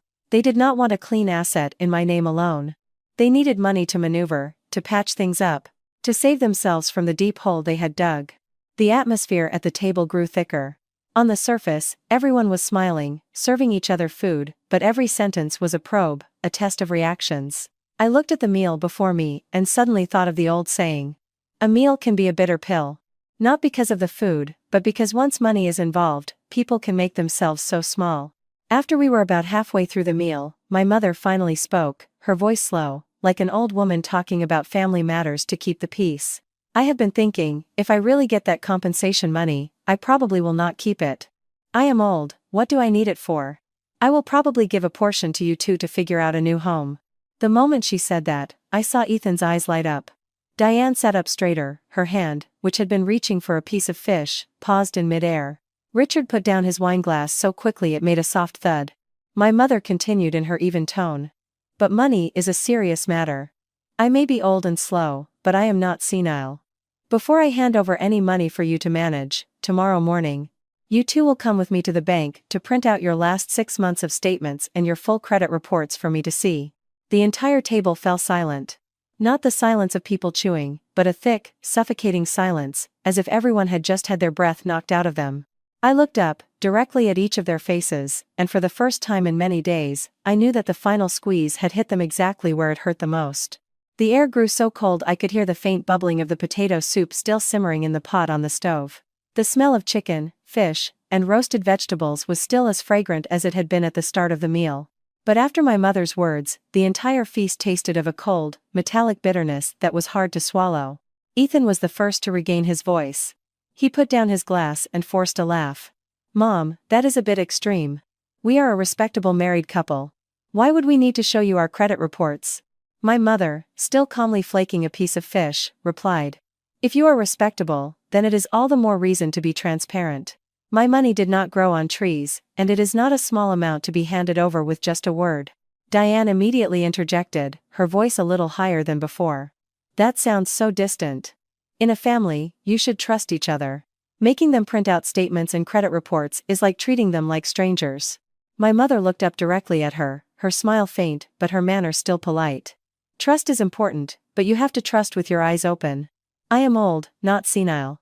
Richard, who had been trying to maintain his dignified air, now spoke up, his voice deliberately deep. Sarah, sometimes women are overly cautious with money. But for big things like buying a house or investing, it is best to let the men handle it. Hearing that, I tasted bitterness on my tongue. The very man talking about financial planning was the one being hounded by creditors daily. It is true, sometimes the emptiest vessels make the loudest sound. Ethan turned to me, his eyes searching, trying to see whose side I was on. Eleanor? Talk to your mother. We are her children, not strangers. I wiped my hands with a napkin, placed it on the table, and then said, I think my mother is right. The clearer things are with money, the fewer hard feelings there will be later. The moment I finished, the look in Ethan's eyes changed.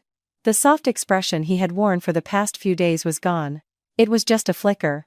But I saw it clearly, the same darkening I had seen when I refused to co-sign for the credit card.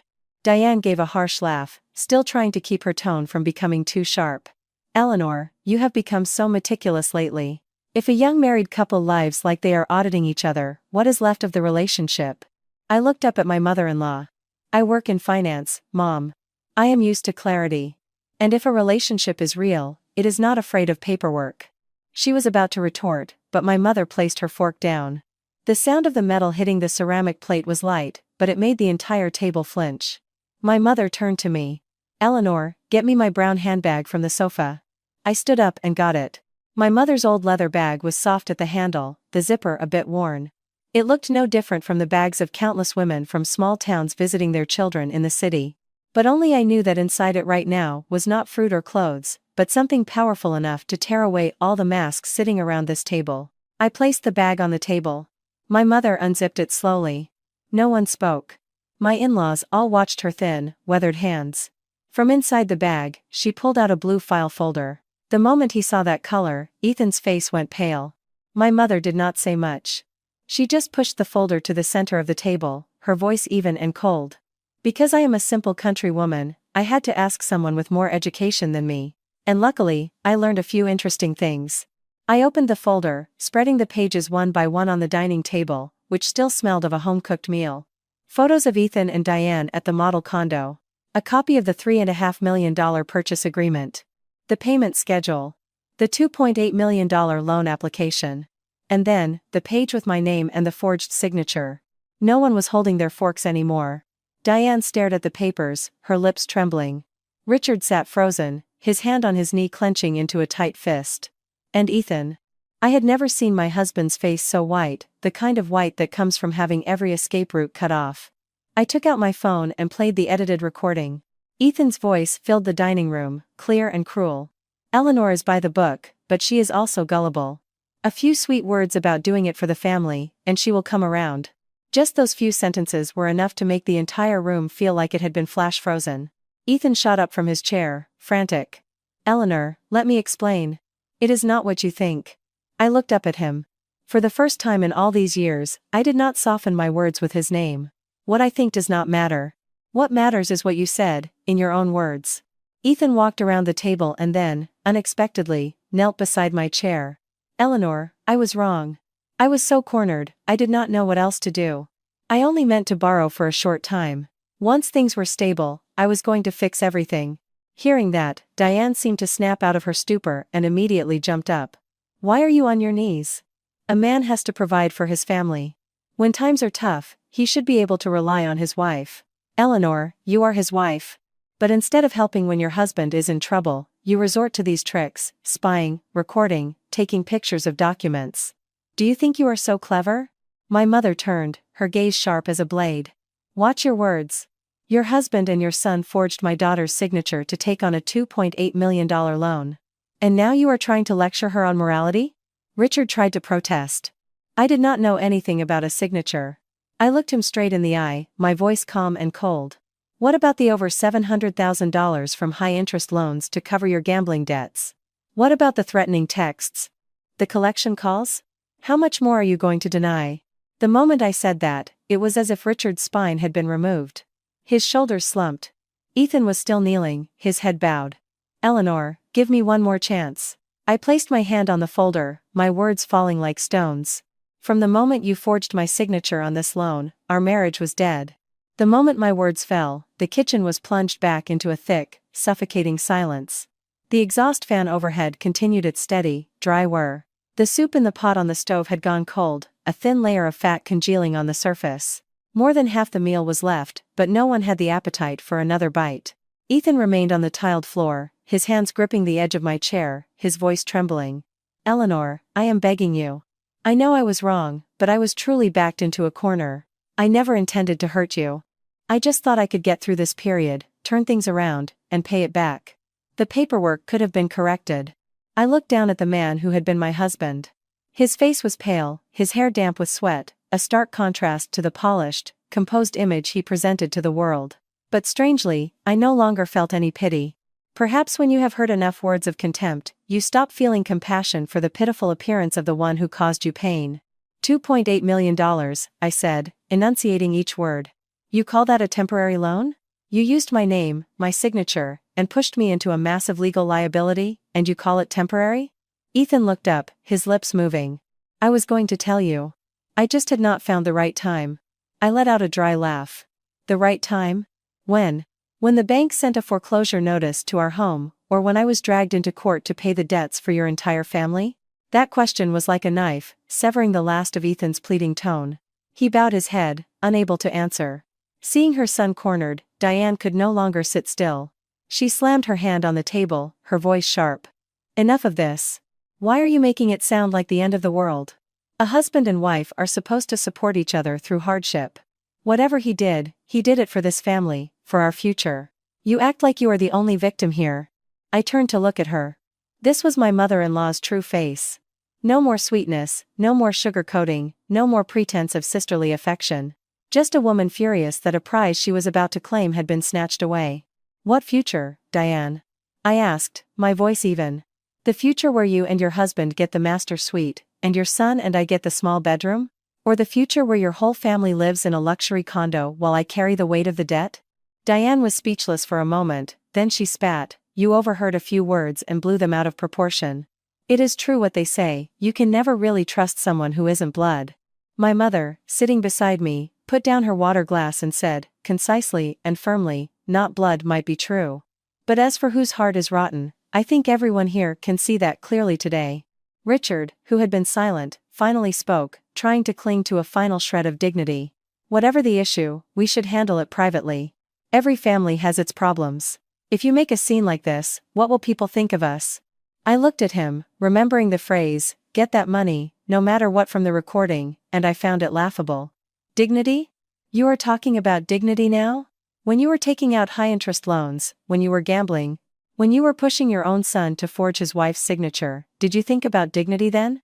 Richard's face flushed red, then went pale. He opened his mouth as if to argue, but ended up just exhaling sharply, his eyes averting mine. Ethan, seeing that begging was no longer working, changed his tone. I knew it, the moment he pushed himself up, stood, and pulled a chair to sit across from me instead of continuing to kneel. That small shift was enough to tell me he was moving from pleading to bargaining. Eleanor, he said, trying to regain his composure. I admit I was wrong. But we can still resolve this quietly. There is no need to escalate things. Whatever you want, we can discuss. I looked straight at him. You think this is a negotiation at a flea market? No, Ethan shook his head, his voice softer. I mean, we can still handle this within the family. Do not go to the bank, do not involve the police or the courts. We both have our reputations to think about. I laughed, and this time, I did not hold back. Reputation? I emphasized the word. When you told your mother I was gullible, when you tricked me into signing those papers, when your entire family was targeting my mother's money to pay off your debts, where was my reputation? Ethan was speechless. I pulled the file folder toward me, my hand flat on its blue cover. Listen carefully. I will be getting the signature authenticated. I will be contacting the bank. I will demand the cancellation of this fraudulent cosigner agreement. And I am filing for divorce. The last 3 words landed like stones, sending ripples of shock through the room. Diane practically shot out of her chair. Divorce? You think you can just decide that? This family is not a place you can just walk in and out of as you please. I turned to her, not a trace of softness left in my voice. I am not asking for your permission.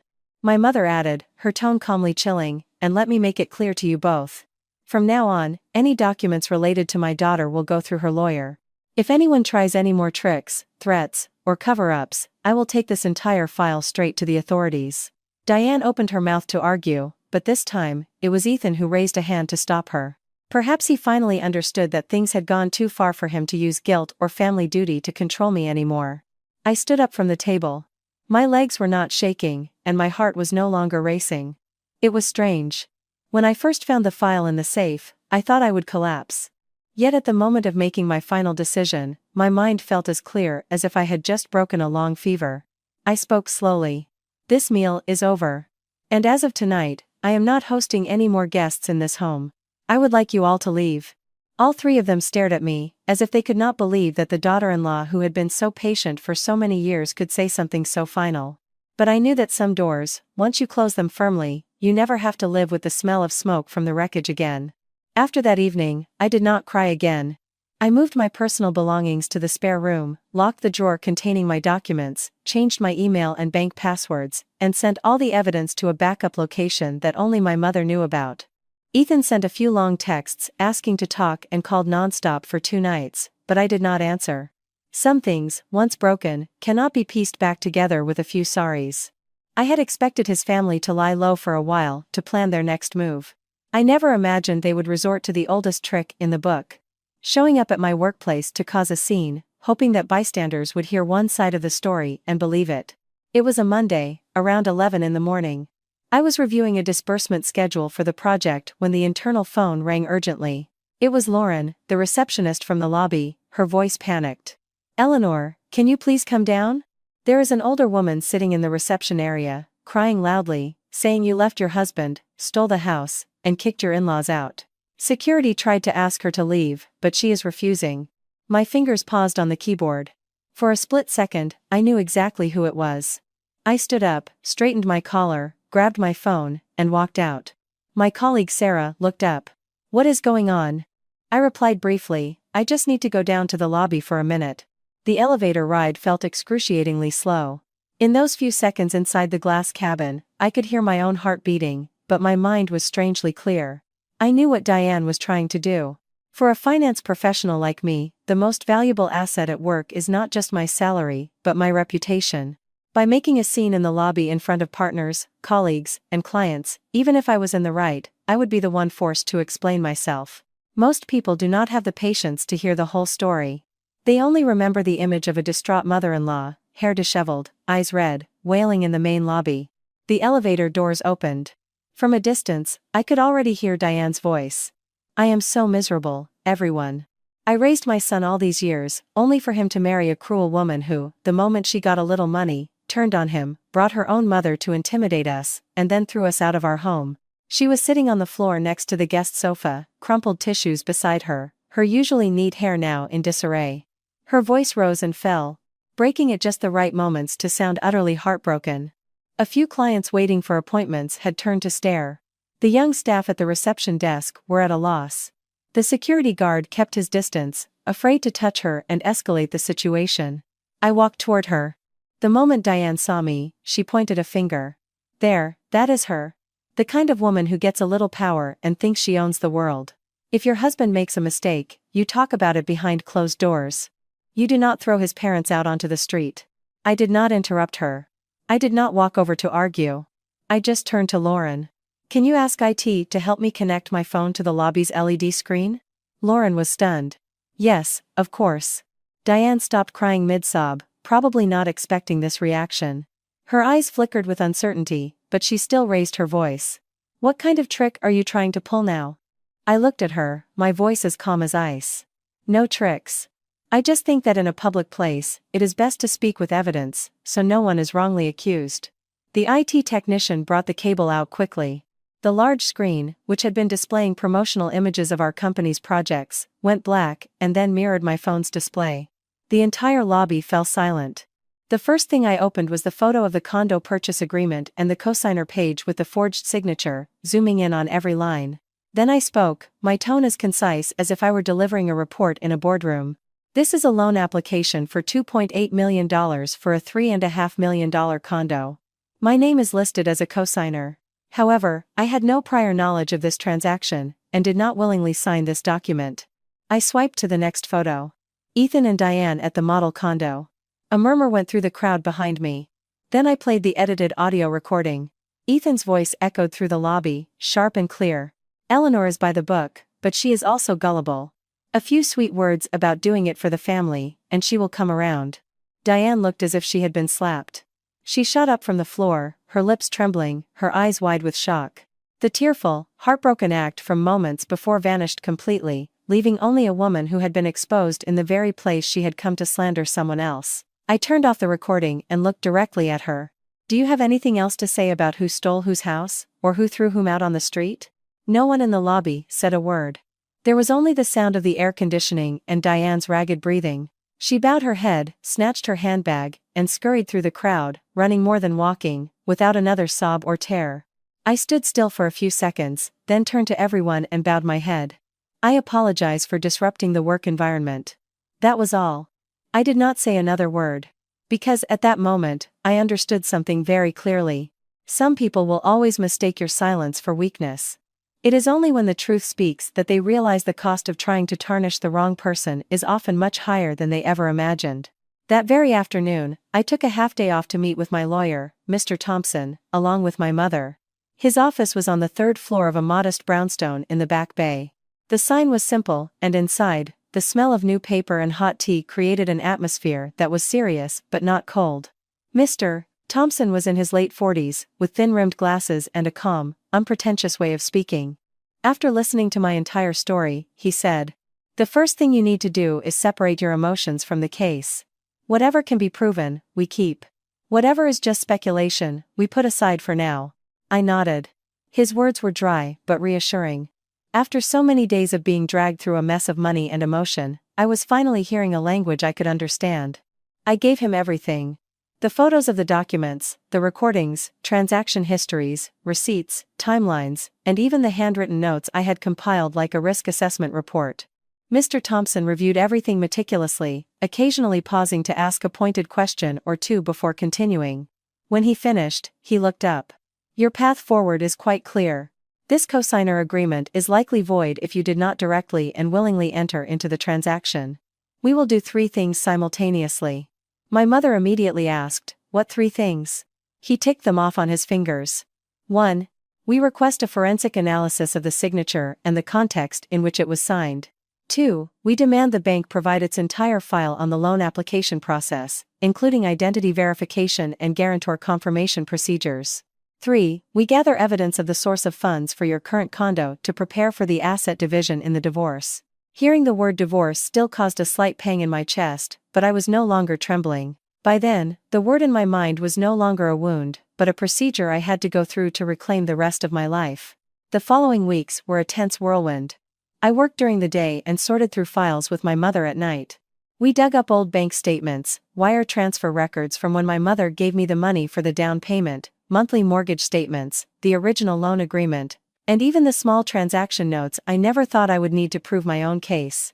Some nights, I was still sitting under my desk lamp at midnight, my eyes aching but my mind sharp. People say they lose sleep over heartbreak. I was losing sleep to piece together the truth to save my own life. During that time, Ethan's behavior was as unpredictable as the wind. Sometimes he would send long texts admitting his mistakes and begging to see me, to preserve some shred of decency. Other times, he would hint through mutual acquaintances that if I escalated things, both our reputations would be ruined. I did not reply. I forwarded all communication from him to my lawyer.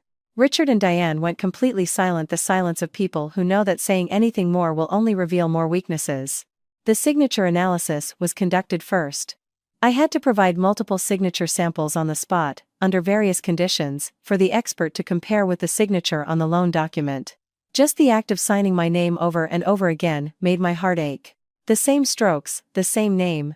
In one context, it was my willing consent, in another, it had been twisted into a lock, chaining my life to a colossal debt.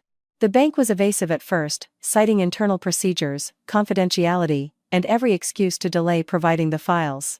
But Mr. Thompson was relentless. Official letters were sent back and forth, and a formal request was filed. Eventually, the cracks began to show. There was no clear visual confirmation that I had been physically present for the cosigner agreement. The identity verification records were sloppy. A few key dates even conflicted with my work schedule at the office. Each seemingly small discrepancy, when placed together, painted a picture of appalling negligence. Then, the court date arrived. That morning, the Boston sky was overcast, and a raw early winter wind whipped through the courthouse corridors. I wore a pale gray dress my mother had picked out not to appear weak or to win sympathy, but because she said, "You go in there with your head held high. No one has the right to look at you like you are the one at fault." Ethan sat on the opposite side. It had only been a few months, but he had lost a significant amount of weight. His eyes were sunken, his complexion sallow. It was the same face, but the polished confidence of the past was gone. Richard sat in the row behind him, his back held straight, but his expression was weary. Diane also looked haggard, no amount of makeup could hide her decline. Mr. Thompson presented each point clearly. The expert analysis concluded that the signature on the loan document was not the result of a properly and willingly executed agreement. The bank could not prove that I had participated in all the necessary steps. Their own records showed procedural errors. The evidence regarding the source of funds for our current condo was also presented. The vast majority was from the money my mother gave me and my own accumulated salary, while Ethan's actual contribution was minimal. I sat and listened, my hands resting on my knees. My palms were cold, but my mind was clear.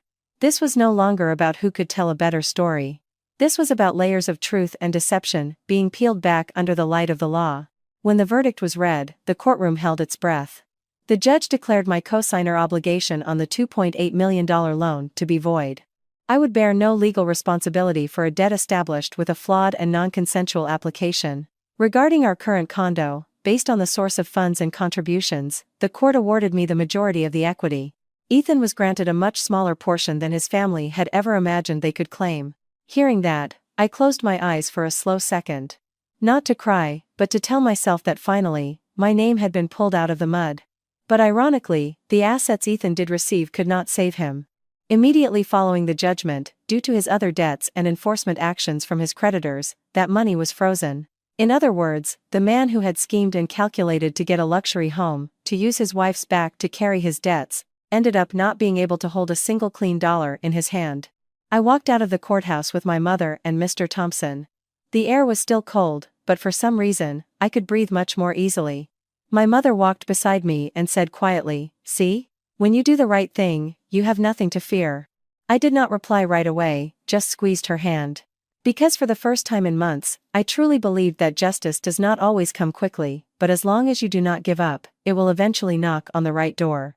After the trial, my former in-law's life did not collapse overnight. It slowly sank, like soft ground in a heavy rain. Each month brought a new problem, each problem another stone on their shoulders. First was Ethan. Just over a month after the verdict, he was fired from his job at the bank. The reason was concise: violation of professional ethics, accumulating bad debt, and damaging the company's reputation. The man who had been so skilled at maintaining his image, who walked out every day in a crisp shirt and a polite voice, was ultimately shut out by the very industry he had been so proud of. Then came the $3.5 million condo. The $700,000 down payment had been from high-interest loans. Now, with no money to continue making payments, the developer issued penalties, and the bank moved to foreclose. Everything became a tangled mess. The condo was repossessed, and a huge portion of the money they had put in was lost. When I heard about it, I did not feel any petty sense of satisfaction, only the resigned thought that greed truly does lead to ruin. The old proverbs are never wrong. Richard, after weeks of being harassed by creditors, fell ill. One afternoon, the loan sharks reportedly came to their new, smaller rental apartment and banged on the door. He panicked and suffered a stroke that left him partially paralyzed. The man who used to sit and drink tea while pontificating on a man's duty to think big was now confined to a bed in a cramped rented room, his eyes open, but his mouth twisted to one side, unable to speak a clear sentence. Diane had to take a night shift at a diner washing dishes, prepping vegetables, mopping floors. An acquaintance of a colleague of mine happened to see her and later told me she had become gaunt, her hair had turned gray, and her hands were always cracked and raw from the dishwater. As for Ethan, he went from entertaining clients at fancy restaurants to driving for a rideshare service, working as a mover, and handing out flyers, anything to make money. But a name with a bad credit history is like a shadow that follows you everywhere. As for me, after finalizing the last of the legal paperwork, I went back to the old condo to pack up the rest of my things. That afternoon, sunlight slanted through the window, casting thin yellow streaks on the floor. Everything was still there: the curtains I had chosen, the dining table I had wiped every morning, the shoe cabinet I had organized myself. Only my heart no longer belonged to this place. I pulled open the drawer of the nightstand. The moss green velvet box was still inside. I opened the lid. The fake green stone necklace glittered in the light, just as it had on our anniversary night. Under the lining, the old receipt was still there. I looked at it for a long time and then gave a dry laugh. The thing that had once caused me so much pain now felt like just a piece of paper, a reminder that some things look bright on the outside but are completely hollow within. I gathered the wedding photos, a few old letters, some small gifts, and that velvet box into a large bag. I did not burn them, I did not tear them up, and I did not cling to them. I just threw them all away, like discarding a part of my life that had expired. Then, I sold the condo. Not because I needed the money, but because I did not want to spend another night in a place that held so many lies. For my new home, I chose a smaller, brighter apartment, closer to my mother. The living room was not large, but it had a balcony that caught the morning sun. The kitchen was just big enough for a small dining table. Everything was neat, warm, and clean. The feeling of stepping into a place with no old smells, no old memories, was like taking off a damp coat I had been wearing for years. The evening I finished moving in, my mother sat on the sofa drinking a cup of hot tea and suddenly said, "There is something I have to tell you." I was arranging plates on a shelf and turned to look at her. "What is it, Mom?" She smiled faintly, a smile that was both gentle and clever. "That $800,000 compensation story. I made it up." I stood frozen. My mother continued calmly, "The farmland back home, it is true someone was interested in buying it, and a project was planned nearby, but nowhere near 800,000. All told, it was probably worth a few tens of thousands at most. I am not rich enough to bring a pile of cash to save you, honey. I just have a clear head. When I see greedy people, I know you have to throw them the right bait to make them expose themselves." I looked at my mother, a lump forming in my throat. I knew she was a strategic thinker, but only at that moment did I understand the depth of it. This small-town woman who had worn simple clothes and saved every penny her whole life, had single-handedly devised a trap to pull her daughter out of a pit. Before I could say anything, my mother pulled a cloth cover off something in the corner of the living room. A digital piano, in a dark wood finish, was revealed. I was speechless. When I was a little girl, I had loved the piano. I used to stand outside the local community center, listening to the music, just staring through the door. But we were poor, my father had passed away, and my mother was raising me alone. Piano lessons were a luxury I never dared to ask for. Later, caught up in work and marriage, that dream had faded even further away. My mother gently touched the side of the piano, her voice soft. "The real money from selling the land, plus a little I had saved up, was enough to buy you this. It is not the most expensive one, but it is enough for you to start again." I burst into tears like a child. This time, I was not crying from pain, or anger, or betrayal. I was crying because I understood. The richest person in my life was never the man who had painted pictures of a fancy house. The richest person was my mother, who did not have millions of dollars but had enough love and wisdom to save her daughter from a cleverly laid trap. 6 months later, I was officially promoted to Chief Financial Officer. On the day I received the appointment, I wore a deep blue dress and stood in the large conference room, a strange sense of peace in my heart. There was no one standing beside me to share the joy in a husband and wife way, but I did not feel a void. Because for the first time in years, I knew that what I had earned and protected myself. One weekend evening, I took my mother to the supermarket. We were standing by the discounted vegetable bin when I looked over and saw Diane. She was wearing a faded old coat, her hair was unkempt, and her back was stooped as she picked through some wilted greens. In just a few months, she had aged so much that if I had not looked closely, I might not have recognized her. She looked up, and our eyes met. Her face went pale, her hand, holding a bunch of spinach, froze in midair. I thought she would say something, make an excuse, beg for forgiveness, or at least quickly walk away. But she did not. She just lowered her head and stood there, motionless, as if all her strength had been drained away. My mother gently squeezed my hand. I knew what she meant, but I just quietly pushed our cart and moved on. I did not need to be sarcastic, nor did I need to rub it in. Some prices, life has a way of collecting in full. That night, back home, I opened the piano and began to learn the first few notes. On the balcony, a light breeze rustled the mint plant. In the distance, the city lights glowed with a warm yellow. My mother sat on the sofa, knitting a scarf while listening to my clumsy playing. The music was not perfect, but my heart felt full with a gentle warmth, as if after a long storm, I had finally found my way to a safe harbor. I had come to understand something very clearly. I had not lost a home. I had only lost the shell of a marriage that had long been empty. What I had kept was what was truly precious: my dignity, my independence, my career, and my mother's unconditional love. In this life, a woman can love someone deeply, but no matter how deep, she should never lose herself. Because as long as you hold on to your self-respect and a clear mind, when the storm passes, you can always build a new sky for yourself. The lesson of this story is perhaps very simple. In marriage, it is good to trust, but not to be blind. Loving others is a precious thing, but loving yourself correctly is even more precious. And when it comes to money, documents, and dignity, the closer the relationship, the clearer the lines need to be, so that one day, you do not find yourself crying tears that have nowhere to fall but inward.